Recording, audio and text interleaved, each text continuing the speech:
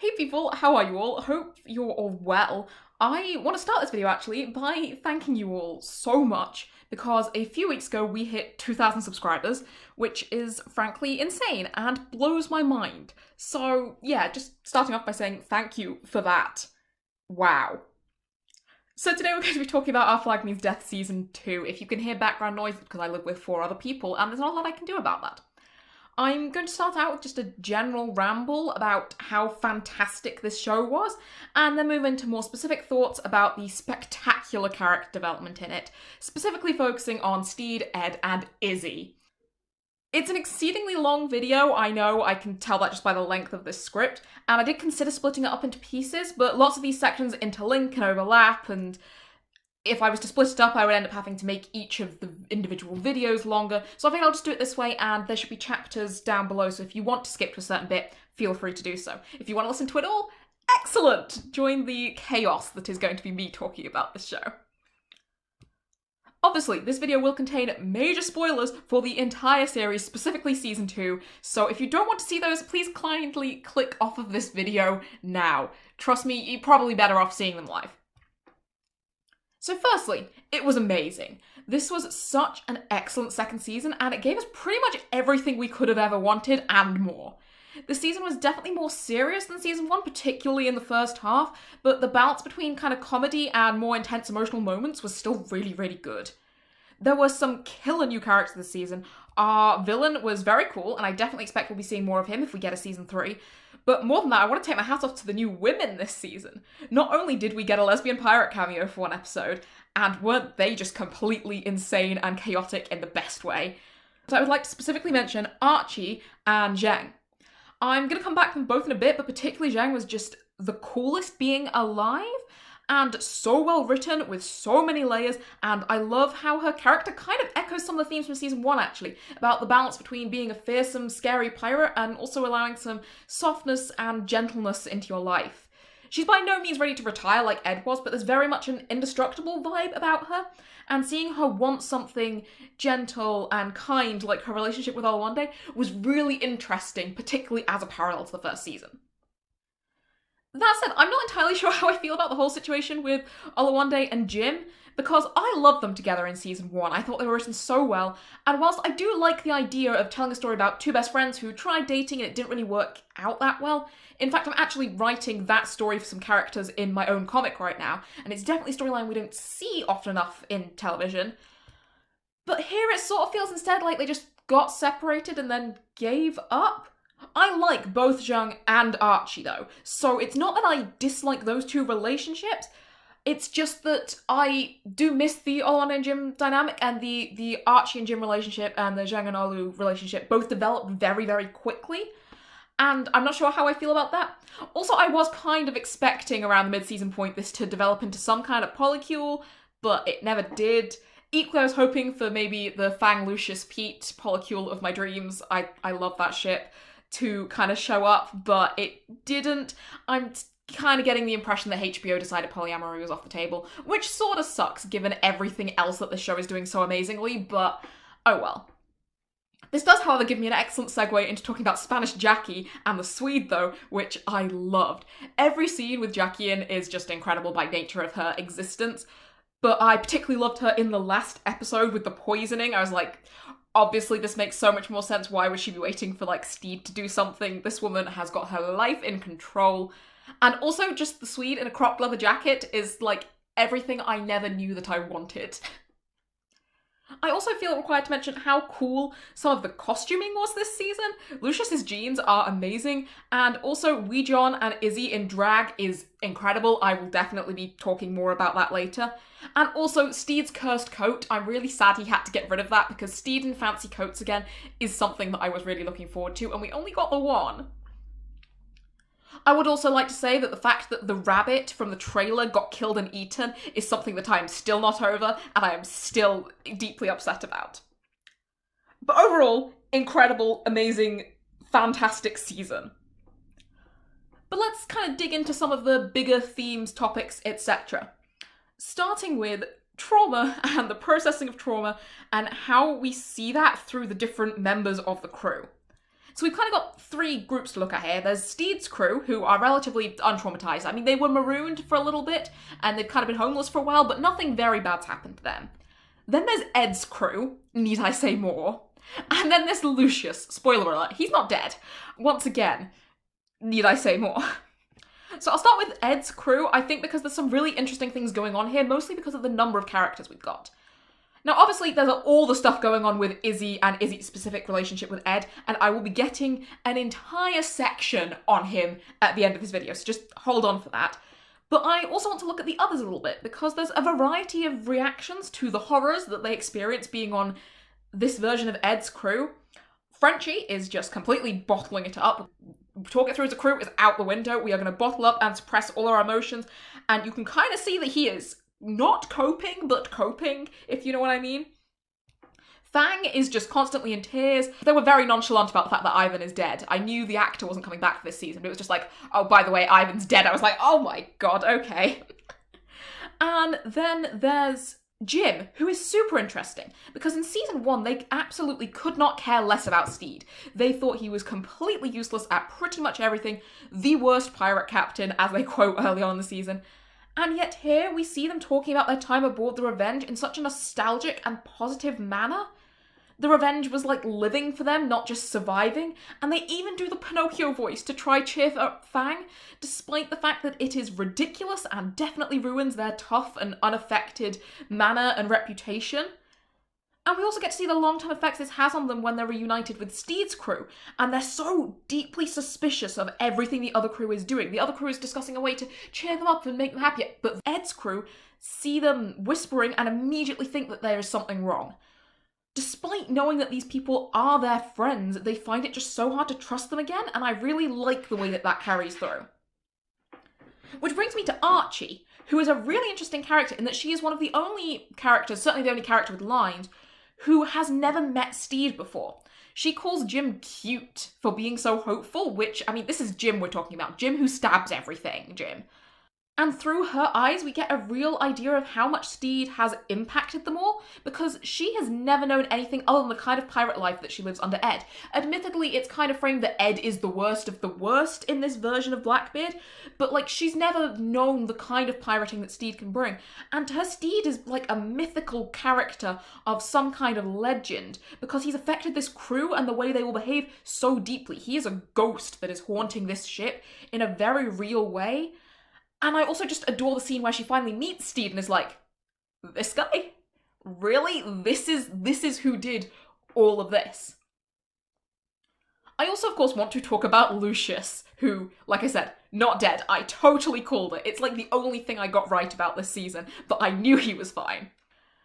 And he has clearly been through a lot since we last saw him, and is very much not okay about it.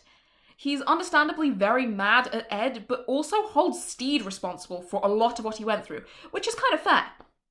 And the way he processes all this is really interesting, particularly when we look at how he slowly realizes that anger and revenge by, like, pushing Ed off the boat aren't actually really helping him, but instead by taking Steed's advice and opening up to Pete, someone he loves and does trust, he kind of starts to heal more. Although it's not exactly a smooth process, and he definitely has moments where he kind of relapses. You can see the damage this has done to him.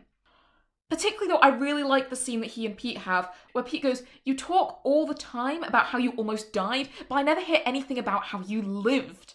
And that's a really important point, because Lucius did live, and it kind of prompts Lucius to go out and get the one thing that he really wants out of life, which is Pete. And they get married, and it's so cute, and I love that for them. I didn't know if we were ever going to get a pirate wedding on this show, but I'm glad that we did, and I'm glad it was them, because it was gorgeous. But the thing that I really liked about all this is how none of their suffering was minimized, if that makes sense.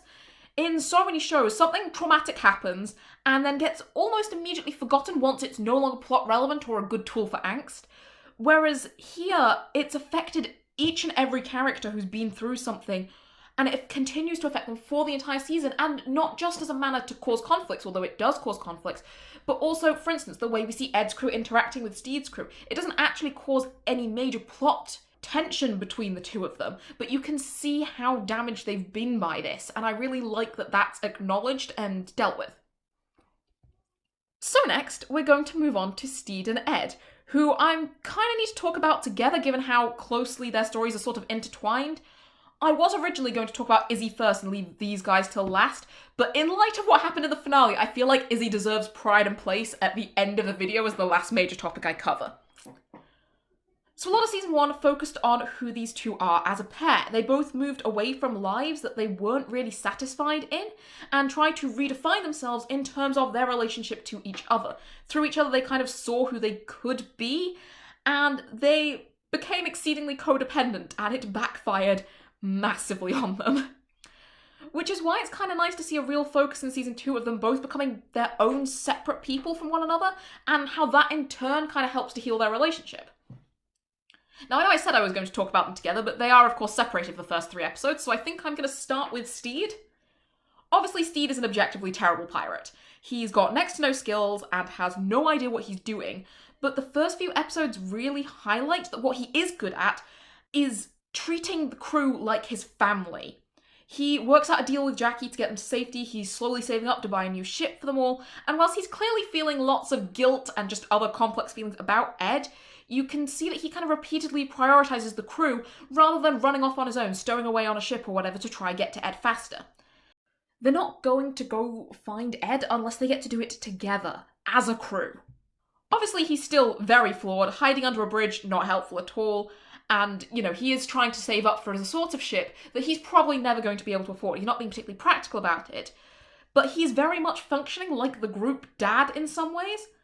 And we also get to see his feelings about Ed develop and not exactly change, but gain context as he discovers more and more of what happened. We open with his message in bottles demonstrating he's very clearly still madly in love with this man. But as the show progresses, we also get to see his anxieties about reuniting with Blackbeard and the growing sense of guilt and responsibility for what's happened to Ed.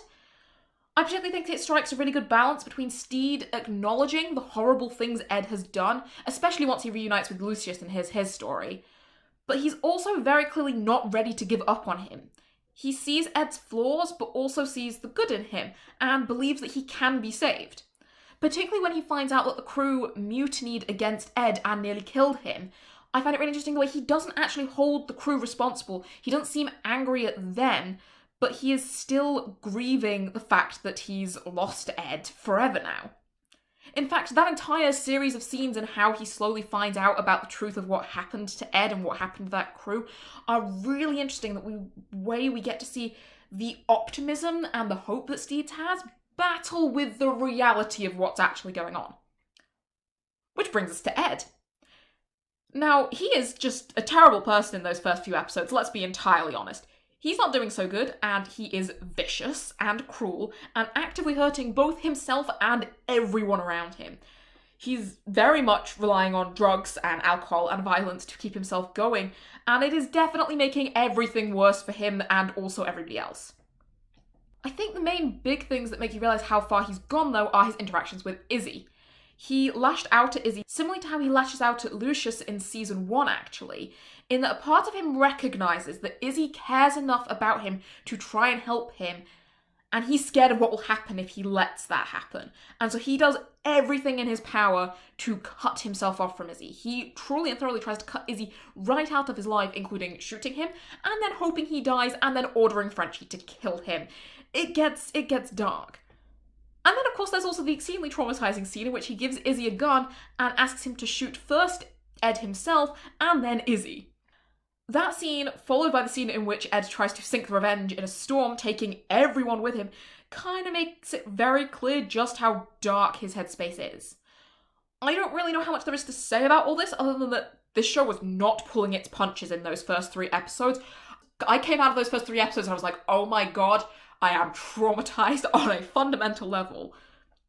There's actually a comment that Lucius makes to Steed, on the Steed side of things, about how maybe the time Ed had with Steed is the best it's ever going to get him, which utterly broke my heart when I heard it, because this incredibly destructive version of Ed is so hard to care about given everything he's done.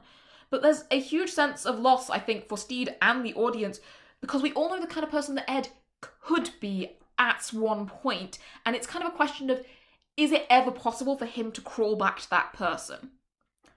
And then the crew mutiny, and he winds up in the gravy boat. or purgatory, or whatever you want to call it. And I just adore this kind of personality dissection that we get here, because we not only get to see Ed's greatest fears, that he's not lovable, that he's inherently a bad person, and that deep down he hates himself, but we also get to see that despite repeatedly cursing Steed's existence throughout the first few episodes, he still cares about Steed enough for Steed to be the thing that motivates him to want to live. Which, side note, Merman Steed, like, did they know what that would do to us? I mean, obviously they must have known what that was going to do to us, but damn, the fan art that has been coming out is insane. I also love that the last episode of this season is called Mermen, as like a little call back to this, because it's so cute. We got lighthouse metaphors in season, we've got merman metaphors in season 2. It's just, the metaphors and the imagery in this show, oh, they're beautiful. So then Ed wakes up and immediately headbutts Steed, and it's really important to me actually that this one dream sequence does not magically fix anything really between them or between Ed and the crew. It does sort of act as kind of a death of the version of Ed that he was before, but there's still so much work that has to be done because the core of the issues hasn't really been addressed. Ed has decided he wants to kind of do something different in his life, because whatever he had before was horrendous, but he has no idea how to go about it, and watching him try and struggle to work that out is really interesting. In fact, the first thing that the crew does, though, is maroon him by democratic vote, which I think is really important because it once again kind of highlights that Steed is stepping up as an actual leader and acknowledging that he needs to put the crew first ahead of this potential relationship, because he knows that they don't feel safe around Ed, and so if they vote to kick Ed off the boat, despite the fact that Steed doesn't really want to do that, that's exactly what's going to happen. Of course, he doesn't immediately go looking for Ed because our boy is smitten as hell, but that's kind of another problem. There's also a really nice development of their relationship over the course of the show. The actual discussion about what happened between the two of them, particularly the moment in which Steed tries to confess his love and Ed immediately goes, "No, you don't get to say that to me." But also in the way they observe Anne and Mary's relationship, and they start to acknowledge that maybe whatever they have between them isn't as broken as they thought, because they're looking at this and they're like, oh my god, this is so toxic, they keep trying to kill each other, like, we're not at that point yet. Even at the point that we hated each other the most, they never actually try and kill each other, which is interesting. I think there are points at which Ed might have if he'd run into Steed, but they're not at that point anymore, and they kind of start to see that maybe there is hope and maybe there is a way forwards for them. I particularly like the way that Steed has to leave Ed to go and ask the crew if Ed can stay aboard the ship again that night. And so Ed is technically abandoned in the forest, and the way the scene is kind of dressed, it reminds me a lot of the scene with Steed and badminton from season 1. Only this time, Steed comes back for him. And it's a really small moment, and they don't actually put a lot of emphasis on that fact that Steed came back. In the sense, it's more about Ed learning that, you know, maybe being loved means changing and becoming better and accepting that this could be something.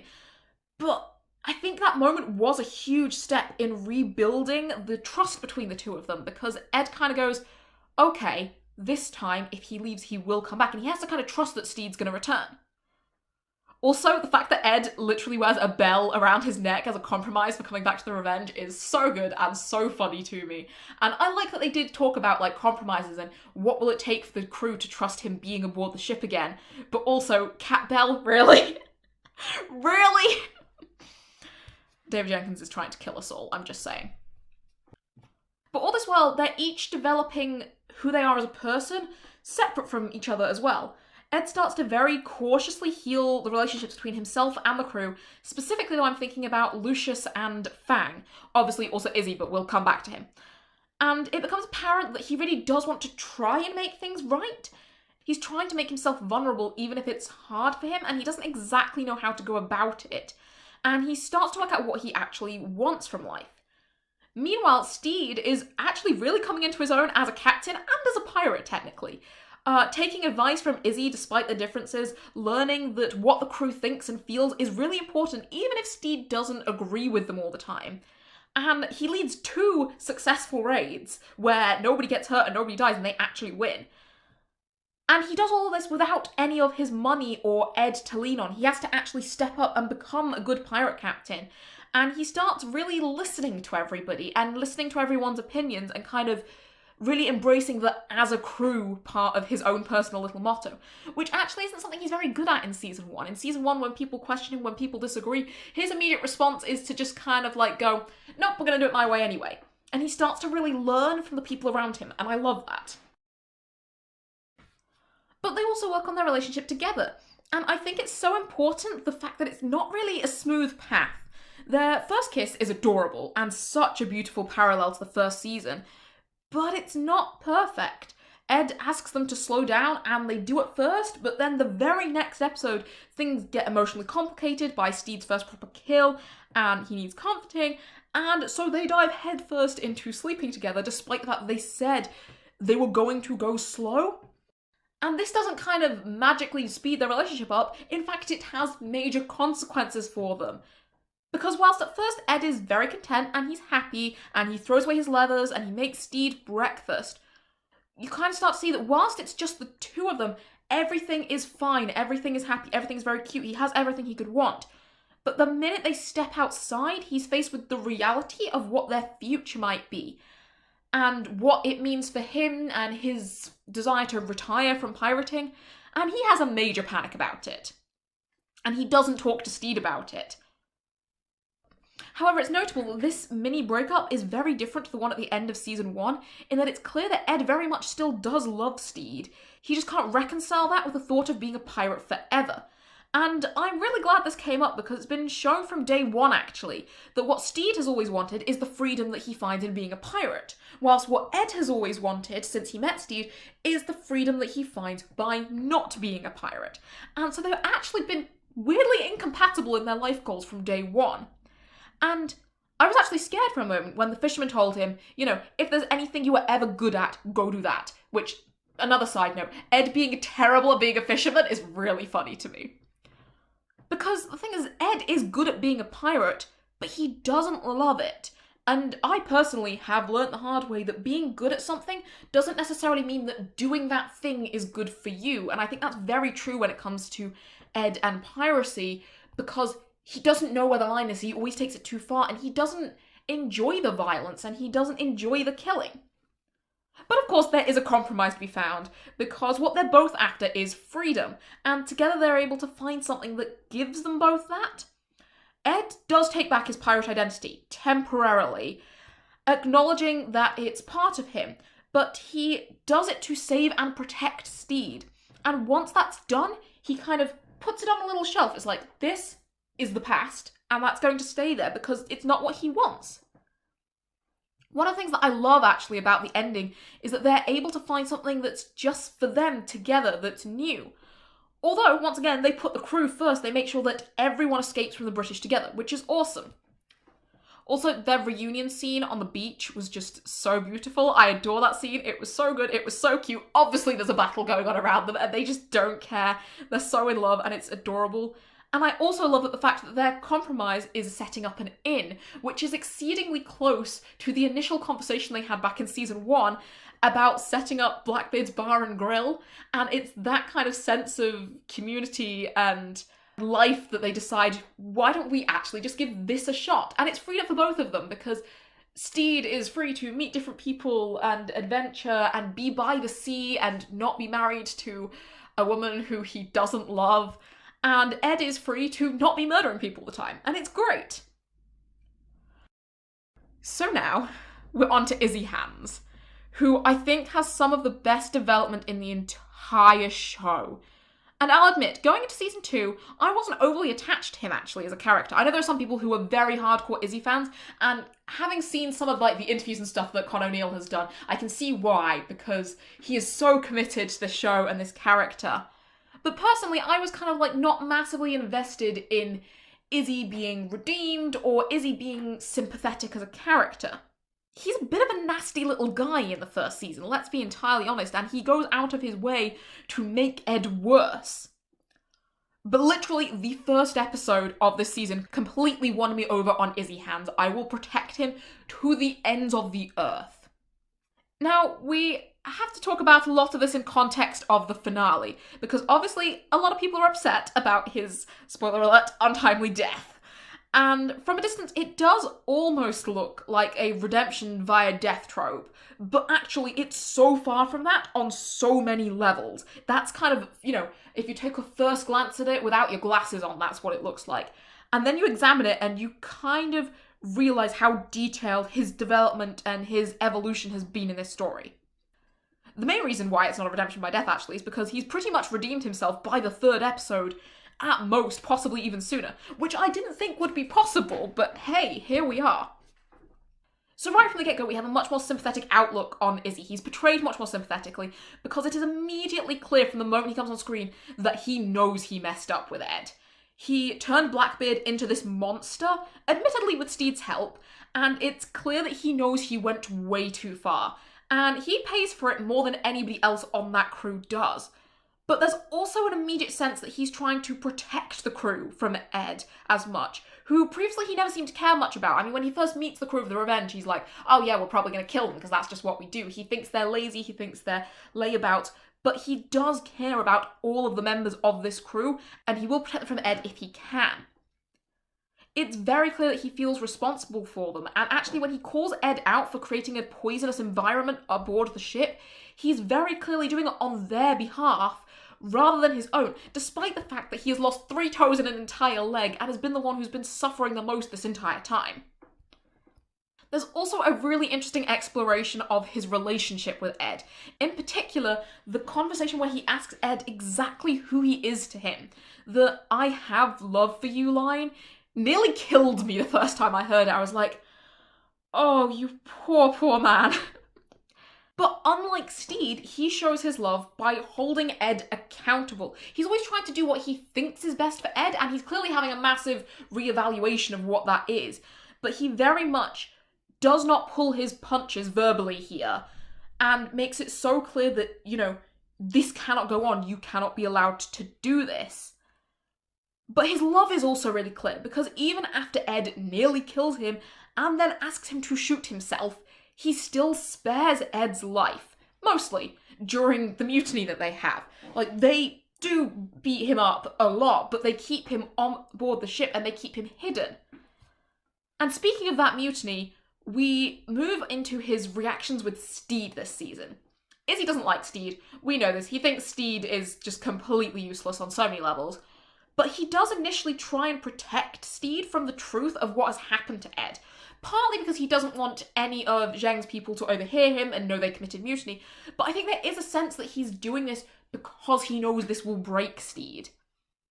And once the truth does come out, he makes it very clear to Steed that they need to protect the crew, that the 2 of them are responsible for this. We did this to him, are the words I believe he uses, and he makes it very clear that they are both now accountable and responsible for protecting the rest of the crew, who have all been massively hurt in the crossfire between the falling out between Ed and Steed and what Izzy did to Ed. And Izzy protecting the crew becomes a very real thing throughout the series. He's clearly struggling with everything Ed put him through, if the copious amounts of alcohol he drinks are anything to go by. But you can see through his actions that he cares about protecting them and keeping them safe. He votes for Ed to be marooned because it is the best thing for everyone. He talks to Lucius about his desires for revenge, and whilst Izzy is still very clearly not over what happened to him, he encourages Lucius to move on with his life and kind of, find something new to focus on because it will be healthier for him in the long run. Also, he carves him a whale, and I really, really hope that he still has that. Or is it a shark? It might have been a shark. He carves him a little fishy thing, and I really hope that Lucius keeps that forever, please. And of course that's particularly significant because Lucius is also a character who was very much on Izzy's list of people he despises with a passion, particularly in season 1. So the fact that he's, reaching out and actually talking to him and going, look, you need to get your life sorted, is like a really big deal. He also becomes, with only a little prompting, a really good first mate for Steed. He actually tries to teach him sincerely and gives him genuinely good advice about being a pirate captain, even giving him like a little reassuring nod when they successfully raid the ship that they leave the cursed coat on. He seems to recognise that Steed's way of doing things works and is good and genuinely starts to want him to succeed because I think he recognises that Steed's form of pirating is better for everybody in the long run. We also get to see Izzy just incorporating and kind of becoming part of the crew and becoming part of that family much better throughout the show. The way they carve him a new leg out of the unicorn statue, which literally makes him a part of the ship and the crew in a very physical, real way. I love that for our new unicorn. He's the new kind of headmaster of the ship. And also the way that he joins in with things like the party for Calypso's birthday. I'm convinced he shared makeup supplies and possibly makeup tips with Wee John for that. Plus, his rendition of La Vie en Rose is possibly the most beautiful scene in the whole show. I love it, and I just love how authentically queer he gets to be, particularly in that episode, after all of the kind of repression he puts himself through in season 1. He even actively tells Steed that he thinks he's good for Ed, which, given Izzy's own complex mix of feelings about Ed, is really telling. And in the final few episodes, we actually get to see him supporting both Ed and Steed with advice that kind of conflicts itself in a couple places, but trying to find the piece of advice that is most helpful for each of them individually. He tells Steed that he believes he's good for Ed because it's true, but he also tells Ed that if it feels good to be free of his pirate life and his pirating ways, then he should maybe follow that feeling and go with it, which, given that this is the man who did everything in his power to rein Ed back in and turn him back into Blackbeard, he's come so far since then. He also seems to very much want what is best for each of them individually, which kind of shows that he has come to care about them as people and he wants them to be happy, which is just, it's insane. And then there's the finale. I should have seen the ending coming actually when Izzy made his speech to Prince Ricky, because it sort of sums up his entire development and character evolution across the series. You don't understand the first thing about piracy. It's not about treasure, it's about belonging to something. I don't know if that's the exact quote, but it's close enough. And it's almost like he himself didn't really realise this way back in season 1, but now he does, and he truly believes in this. Piracy, real piracy for him, is about family, and he sees the crew of the Revenge as his family, and he's finally been accepted by them, and he's protecting them.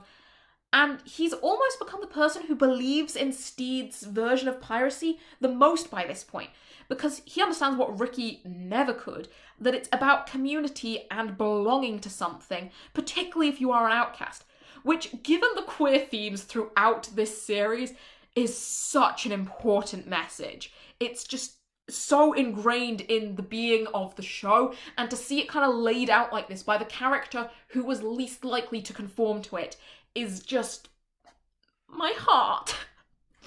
I didn't cry during the finale, but that's only because I had a lot of makeup on and I was going to a costume party that evening and I knew if I cried, I would ruin it all. And that belonging, that being a part of something, is I think something Izzy in particular has always needed. It's significant that he's the character who says this because it has the most impact coming from him. He is the darkness behind one of the most feared pirates in history, and yet here he is saying that the most important thing about piracy is caring about each other and looking out for each other. And that theme of family obviously comes up again in his final scene when he's talking to Ed. In fact, he calls him Eddie multiple times, which, oh, my heart. And Ed says to him, "You can't leave me, you're my only family." And Izzy Hands, of all people, goes, "No, they're all your family and they love you." Once again, paraphrased. And there's a really lovely acceptance as well of, we were Blackbeard, you and me together, we created this monster. And neither of them needs Blackbeard anymore. They're moving on from it, and the way particularly Izzy has moved on, because he's the one who was kind of clinging to Blackbeard the most and to that identity because it gave him purpose. And he's finally let go of it here, and it's such an emotional thing. I'm telling you, this scene so nearly made me cry. Izzy's death is traumatizing, and I am devastated that we don't get more time with this character, not only because his actor is amazing, but because he was so interesting. But his arc comes to a really beautiful and meaningful conclusion throughout the 2 seasons. It's some of the best character work that I think I've ever seen in anything, ever. And in Izzy getting to be a part of that family and in finding belonging, and also in finally letting Ed go and letting him find his own happiness, it comes to such a beautifully satisfying conclusion. So yes, it's sad that Izzy died. It would have been really nice to keep him around for a little bit longer, but his character truly lived and grew and changed so much. And he'd kind of reached the end of his story, I think. And it was just so beautifully written that I honestly don't have any complaints. So yeah, obviously I can't wait for the next season. Finger crossed it gets renewed. We have been told that Dave Jenkins planned 3 seasons, so there is one more to come, hopefully. I suspect there is plenty more to come with Zhang's revenge on Prince Ricky. Spanish Jackie actually appears to be part of the revenge crew now, which is kind of amazing and awesome, and I love that. I can't wait to see what happens with that. And obviously Steed and Ed's adventure is going to go interestingly, and I fully expect something else might pull them back into the plot somehow at some point. Although, to be fair, if they just end up living happily forever in an inn and we just get like 10 episodes of that, I will watch that on repeat for like 3 days. So, you know. But for now, I'm just so exceedingly happy with the way this season went. It was utterly fantastic in every way, and I couldn't have really asked for more. Except possibly maybe just a little bit of polyamory as a treat, but sometimes we have to know when to cut our losses. This show remains one of the best I have ever seen, and the most impactful to me personally. I adore it with all of my soul, and I am just so unbelievably glad that it exists in the first place. So anyway, I hope you enjoyed this Monstrosity of a video. It didn't end up being quite as long as I was afraid it would be, but it was pretty ridiculously long, so sorry about that. There will absolutely be an animatic coming soon based on Steve and Ed's relationship in season 2. It's already half done. And as always, I love to hear all of your thoughts and theories and comments below. One of my favourite things about the Good Omens video I made was how many people commented and responded and put in their own opinions and the discussions we had. So please do that. I would love it if you did that. And I'll see you all again shortly. Bye!